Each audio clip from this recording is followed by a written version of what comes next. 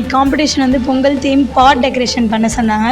நாங்கள் என்ன நினச்சோன்னா பொங்கல் செஞ்சு சாப்பிட்டுட்டு என்ஜாய் பண்ணிட்டு போகலான்னு பார்த்தா பொங்கல் நாங்கள் பாட் டெக்கரேஷன் பண்ணோமா டுடே. அதனால் நாங்கள் வந்து மினியேச்சர்ஸ் வச்சு குட்டி குட்டியாக பொங்கல் செலிப்ரேஷன் எப்படி பாரம்பரியமாக பண்ணுவாங்களோ அதை வந்து நாங்கள் சின்னதாக ஹேண்ட் கிராஃப்ட் மூலயமா பெரிய பாட் வச்சு நாங்கள் அதை பண்ணுறோம் மேம்.